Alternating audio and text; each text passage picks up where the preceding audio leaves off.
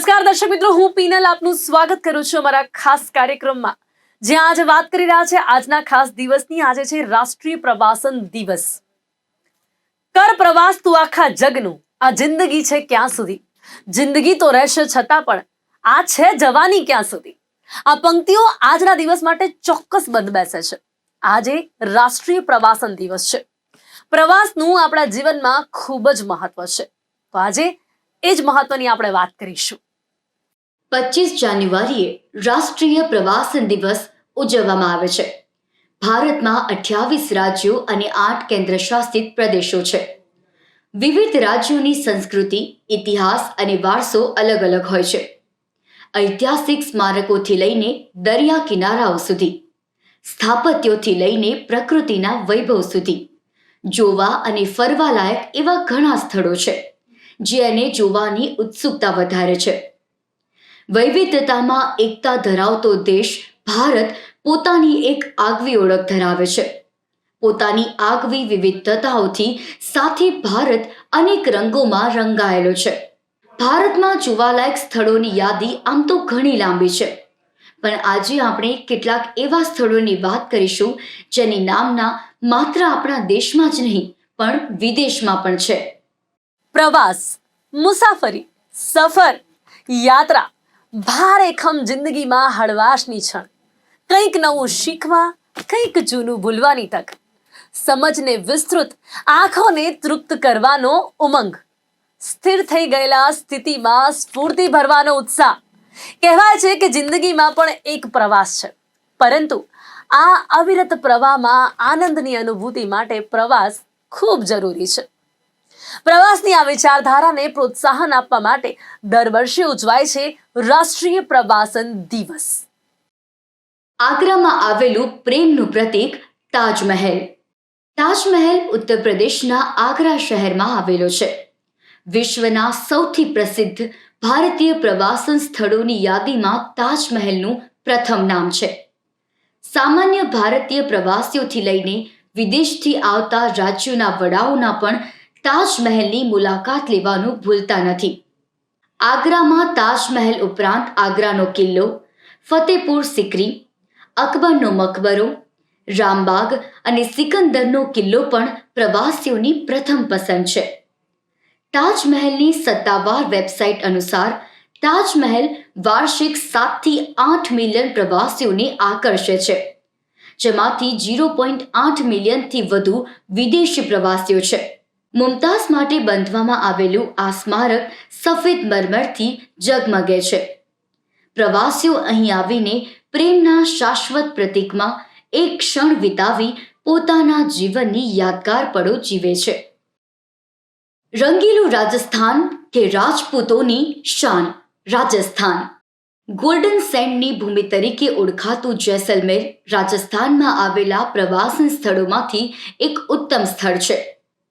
જેસલમેર એના સમૃદ્ધ ઇતિહાસ અને બહાદુર રાજપૂત રાજાઓની દંતકથાઓ માટે પ્રખ્યાત છે. વિશાળ થોર રણ પ્રવાસીઓના આકર્ષણનું મુખ્ય કેન્દ્ર છે. જેસલમેર ફોર્ટ ભવ્ય સોનાર કિલ્લો, હવેલીઓ અને ઉત્કૃષ્ટ ભોજન અને રણમાં સફારીની સાથે રીત રિવાજો અને વારસાનો પૂરતો સ્વાદ પ્રવાસીઓને મળે છે. જ્યારે જયપુર પિંક સિટી તરીકે ઓળખાતું શહેર શાહી હવેલીઓ અને કિલ્લાઓથી ભરપૂર છે. અહીંના અમેરી કિલ્લાના દ્વાર પરથી રાજપૂતોની શૌર્યગાથા વર્ણવાય છે. બીજી તરફ ઉદયપુર તળાવોની નગરી છે, જ્યાં પિચોલા તળાવના પાણીમાં સૂર્યપ્રકાશ કિલ્લાઓને ઝળહળતો બનાવે છે. રાજસ્થાનના આ શહેરોમાં ભારતીય સંસ્કૃતિનો અહેસાસ થાય છે. રાજસ્થાનના દરેક શહેર સુંદરતા, ઐતિહાસિકતા, ભવ્યતા, શાહી શૈલી અને રજવાડા વારસો દર્શાવે છે. વિદેશી પ્રવાસીઓની વાત કરીએ તો અહીં મોટાભાગના પ્રવાસીઓ ફ્રાન્સ અને બ્રિટનથી આવે છે. પ્રવાસન વિભાગના આંકડા પ્રમાણે વર્ષ 2023માં ઓક્ટોબર મહિના સુધીમાં 13 કરોડથી વધુ પ્રવાસીઓ રાજસ્થાન આવ્યા હતા. 2022ની સરખામણીમાં 2023માં 4 ગણા વધુ પ્રવાસીઓ રાજસ્થાનની મુલાકાતે આવ્યા હતા. આ સ્થળની સુંદરતા ભારતીયોની સાથે વિદેશીઓને પણ આકર્ષે છે. આપ સૌને રાષ્ટ્રીય પ્રવાસન દિવસની શુભેચ્છા.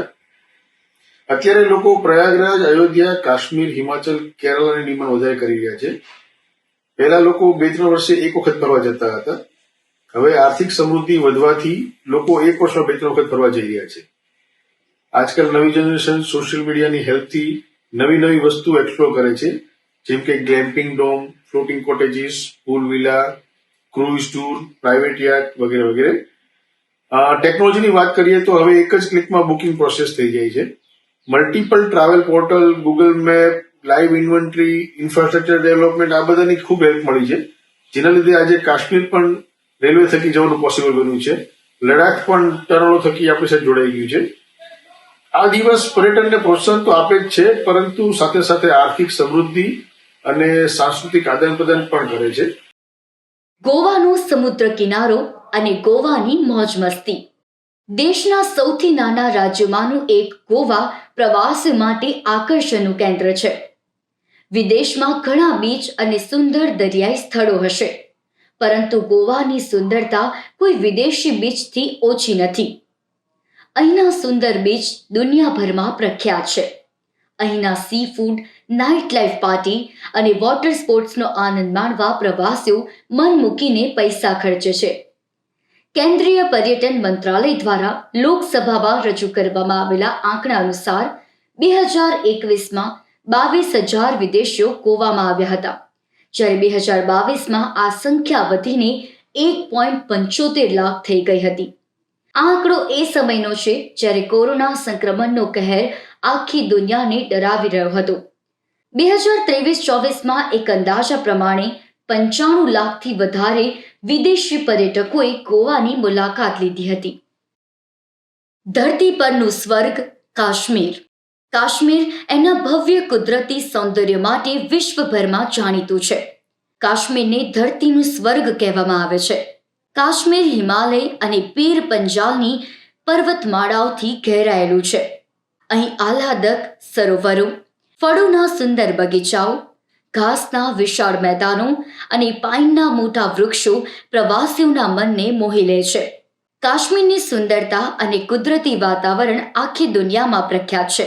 ગુલમર્ગ, દાલ તળાવ, પરી મહેલ, પહેલગામ અને નાગિન તળાવની મુલાકાત લઈ શકો છો. પ્રકૃતિ પ્રેમીઓ માટે કાશ્મીર એક પરફેક્ટ ટુરિસ્ટ ડેસ્ટિનેશન છે. શિમલા અને તેનું કુદરતી સૌંદર્ય. હિમાચલ પ્રદેશની રાજધાની અને ભારતનું સૌથી જાણીતું હિલ સ્ટેશન એટલે શિમલા. શહેરની મધ્યમાં આવેલું ટાઉન અને અહીંના ખૂબસૂરત દ્રશ્યો પ્રવાસીઓ માટે આકર્ષણનું મુખ્ય કેન્દ્ર છે. વાયસર્ગેલ લોજ, ક્રાઇસ્ટ ચર્ચ અને ગોટન કેસલ શિમલાના ભવ્ય વારસાને દર્શાવે છે. અહીંના નાના રસ્તાઓ સમગ્ર શિયાળા દરમિયાન બરફથી ઘેરાયેલા રહે છે. લેહ લદ્દાખ અને ત્યાંનું શાંતિમય સૌંદર્ય. લદ્દાખના પેંગોંગ તળાવનું પાણી આકાશના વાદળોને પ્રતિબિંબિત કરે છે. નુબ્રા ખીણના રેતીલા તટ પર કેમ્પિંગ કરવું એ જાણે સ્વર્ગીય અનુભવ છે. કેન્દ્ર શાસિત પ્રદેશ લદ્દાખમાં સ્થિત લેહ જમ્મુ કાશ્મીરના પૂર્વીય ભાગમાં આવેલો છે. લદ્દાખ એના સુંદર તળાવ, બર્ફીલા પહાડ, હિમ નદીઓ, ઠંડા પવનો અને રેતીના ઊંચા ટેકરાઓ માટે ખૂબ પ્રખ્યાત છે. પેંગોંગ તળાવ, ત્સો મોરીરી તળાવ અને લેહ પેલેસ આ વિસ્તારમાં સૌથી જાણીતા છે. પ્રવાસીઓ અહીં રિવર રાફ્ટિંગથી લઈને પર્વતારોહણ અને ટ્રેકિંગ સુધીની ઘણી પ્રવૃત્તિઓની મજા માણતા હોય છે. જ્યારે મુસાફરો માટે બાઇક પર લદ્દાખની સફર એ જીવનમાં એકવાર કરવા જેવો અનુભવ છે. અઢળક કુદરતી સૌંદર્યથી લદ્દાખ ટુરિઝમ ક્ષેત્રે પ્રખ્યાત છે.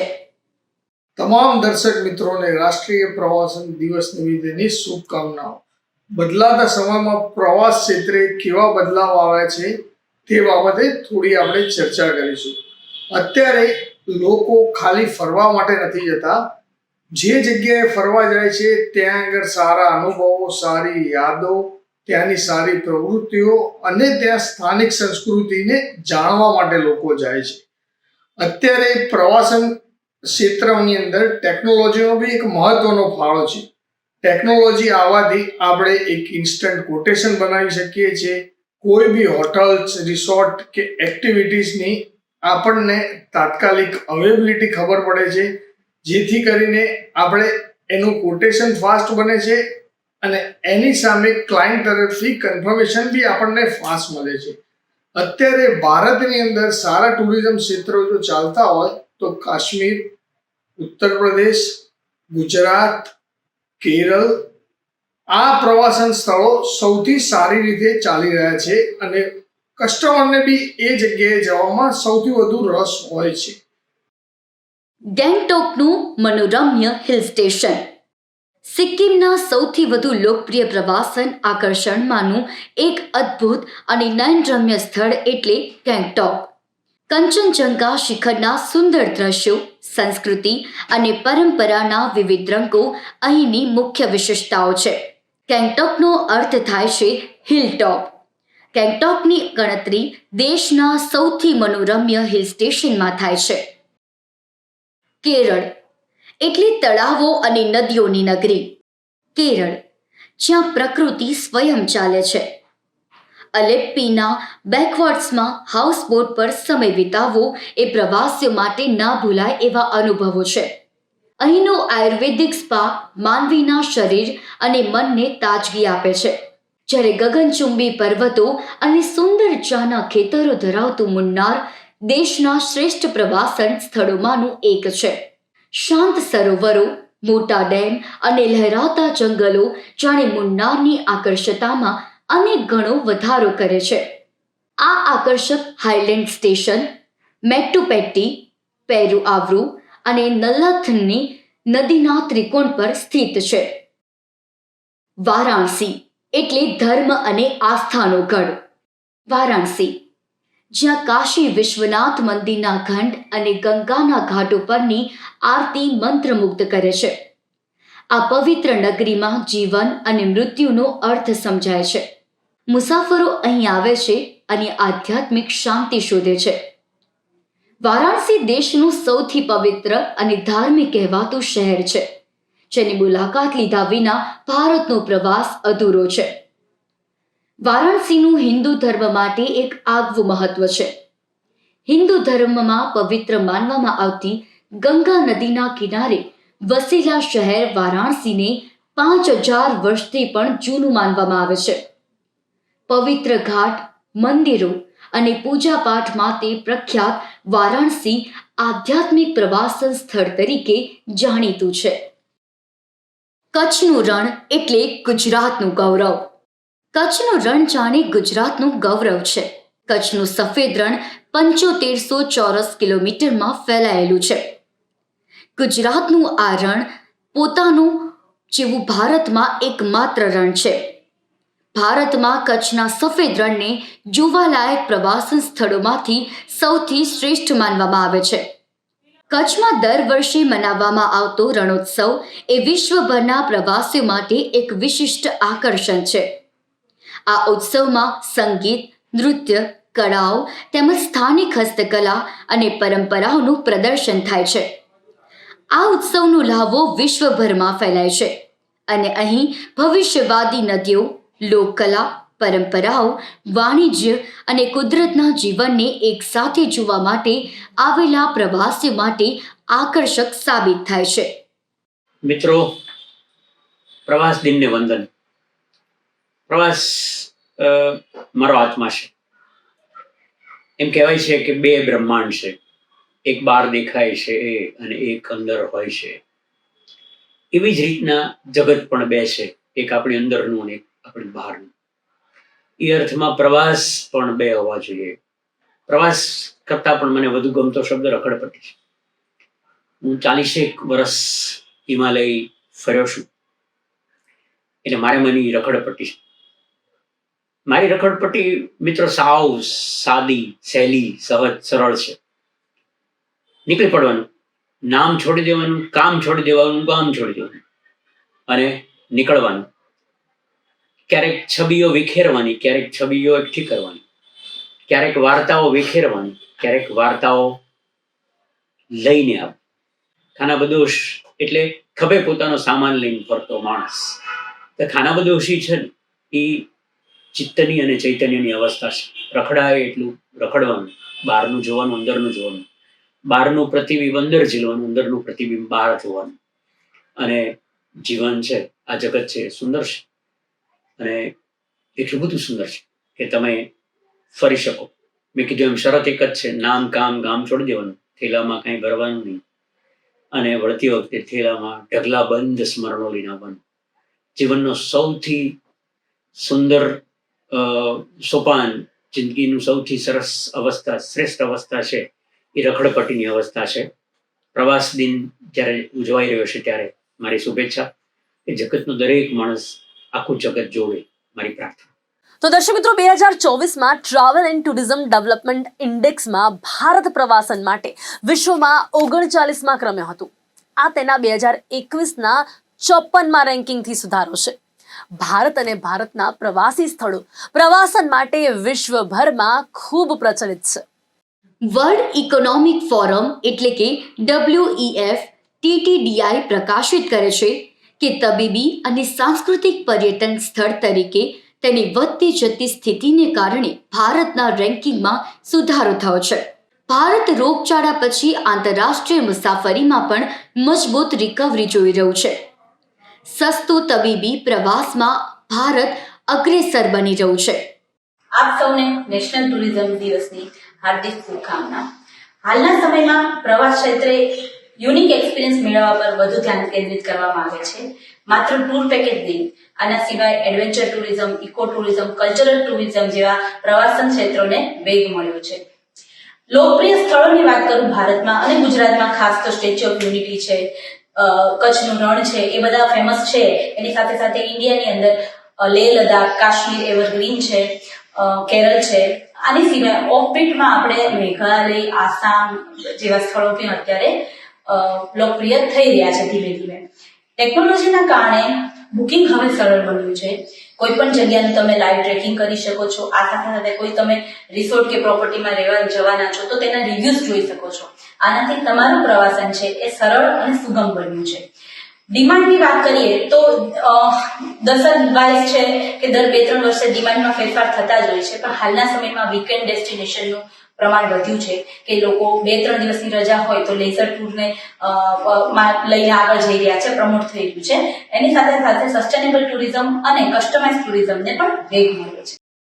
ભારતની પ્રવાસનમાં રેન્કિંગમાં ફાળો આપતા 3 પરિબળો. Medical tourism. વ્યાજબી કિંમતની મેડિકલ ટ્રાવેલમાં ભારત વિશ્વ અગ્રણી બની રહ્યું છે. સાંસ્કૃતિક પ્રવાસન. ભારત સાંસ્કૃતિક પર્યટનના કેન્દ્ર તરીકે તેની સ્થિતિ વિસ્તરી રહ્યું છે. આંતરરાષ્ટ્રીય મુસાફરી પુનઃપ્રાપ્તિ. ભારત રોગચાળા પછી આંતરરાષ્ટ્રીય મુસાફરીમાં ખૂબ રિકવરી જોઈ રહ્યું છે. તો દર્શક મિત્રો, બદલાતા સમયમાં યુવાઓમાં આધ્યાત્મિક પ્રવાસનો ખૂબ જ ક્રેઝ વધ્યો છે. એડવેન્ચરના શોખીન યુવાનો આજે આધ્યાત્મની અનુભૂતિ કરી રહ્યા છે. ધાર્મિક પ્રવાસન નવા વિચારો, નવી સમજને વિસ્તૃત કરી રહ્યા છે. કેદારનાથ, બદ્રીનાથ હોય કે પછી મહાકુંભ હોય, આજે આધ્યાત્મિક પ્રવાસનમાં યુવાઓની વધતી રુચિ ટુરિઝમનો એક નવો ટ્રેન્ડ સેટ કરી રહ્યો છે. ભારત પ્રવાસન ક્ષેત્રે ખૂબ આગળ છે. ખાસ કરીને ભારતીયો અલગ અલગ પ્રવાસ કરવામાં ખૂબ અગ્રેસર છે. ભારતમાં ધાર્મિક પ્રવાસો ભારતીયો ખૂબ કરે છે. 12 જ્યોતિર્લિંગ, દ્વારકા, બેટ દ્વારકા, વારાણસી જેવા ધાર્મિક સ્થળોએ ભારતીયો ખૂબ પ્રવાસ કરે છે. ધાર્મિક સ્થળોએ પ્રવાસ માટે ઘણી ટૂર પણ નીકળે છે, જે ધાર્મિક સ્થળોએ દર્શનાર્થીઓને ખૂબ ઓછા ખર્ચે પ્રવાસ કરાવે છે. પ્રવાસનું આપણા જીવનમાં ખૂબ મહત્વ છે. જીવનમાં પ્રવાસ કરવો અને સતત પ્રવાસ કરતા રહેવું ખૂબ જરૂરી છે. આમ તો જીવન પણ એક પ્રવાસ જ છે. માણસ તેના જીવનમાં સતત પ્રવાસ કરતો રહે છે. પ્રવાસ, સફર અને યાત્રા આ ત્રણેય શબ્દોનો અર્થ તો એક જ છે. પણ આપણા જીવનના અલગ અલગ પડાવને આપણા જીવનનો પ્રથમ પડાવ એટલે પ્રવાસ, જેમાં બેગમાં સામાન વધુ લઈ જવાનો ઉમંગ સાથે ભાર ઉચકવાની શક્તિ પણ હોય છે. બધું ફરી લેવાનો, આખા જીવનને એક જ વારમાં જીવી લેવાનો ઉત્સાહ હોય છે. જીવનનો બીજો પડાવ એટલે સફર. સફરમાં એટલો બધો ભાર ઉંચકી જવાનો તો ઉમંગ હોય છે, જે પણ સાથે સફરને માણવાનો પણ ઉત્સાહ હોય છે. અને જીવનનો અંતિમ પડાવ એટલે યાત્રા. આ પડાવમાં સામાન ઉંચકીને ચાલવાનું નહીં, પણ જિંદગીના અંતિમ પડાવને માણવાનો આનંદ વધારે હોય છે. કરચલીવાળો પ્રિયતમનો હાથ એ જ લાકડીનું કામ કરે છે.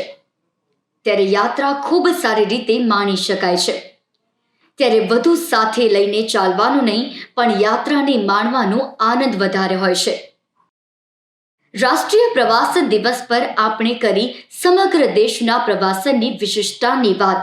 હવે આપણે વાત કરીએ ગુજરાતના પ્રવાસનની વિશિષ્ટતાઓની વાત.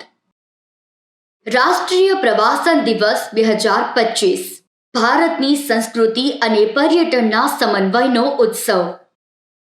ગુજરાતમાં છેલ્લા 2 વર્ષમાં લાખ પ્રવાસીઓ ઉમટ્યા. 2 વર્ષમાં પર્યટન સ્થળો અને ઉત્સવોમાં 35.89 કરોડ પ્રવાસીઓ આવ્યા. વાઇબ્રન્ટ નવરાત્રી મહોત્સવમાં 23.12 લાખ જેટલા પ્રવાસીઓ આવ્યા. રણોત્સવમાં અત્યાર સુધીમાં 17.83 લાખથી વધુ પર્યટકોએ લીધી મુલાકાત. કચ્છ રણોત્સવ બની ગ્લોબલ ઇવેન્ટ. પર્યટન એ પ્રકૃતિના સૌંદર્યનો આનંદ માણવાનો, તેની સાથે સાથે કોઈ પણ સ્થળની સંસ્કૃતિ, ઇતિહાસ અને પરંપરાઓને સમજવાનો અને જાણવાનો શ્રેષ્ઠ માર્ગ છે, જે આપણને હંમેશા જીવંત રાખવાની પ્રેરણા આપે છે. આપણે જિંદગીમાં આપણા માટે થોડું જીવી લેવું, તેનું નામ છે પ્રવાસ. બોરિંગ લાઈફસ્ટાઈલને ફરી રીસ્ટાર્ટ કરવાનું નામ છે પ્રવાસ. જિંદગીની સુવર્ણ યાદોને સંજોવાનું નામ છે પ્રવાસ. કુતૂહલ મનમાં પ્રવાસ દરમિયાન જ્ઞાનની ક્ષિતિજો વિસ્તરે છે. તો ઉમળકાસભર હૃદય તમને વિશ્વ માનવ બનવાની યાત્રામાં એક ડગલું આગળ લઈ જાય છે. જો એક જ જિંદગીમાં પડે પડે જીવનની અનુભૂતિ કરવી હોય તો સમયાંતરે કરતા રહો પ્રવાસ. રાષ્ટ્રીય પ્રવાસન દિવસની આપ સર્વેને હાર્દિક શુભકામનાઓ. તો રાષ્ટ્રીય પ્રવાસન દિવસના વિશેષ કાર્યક્રમમાં અત્યારે બસ આટલું જ. ફરીથી મળીશું નવા વિષયની સાથે. ત્યાં સુધી રજા આપશો. નમસ્કાર.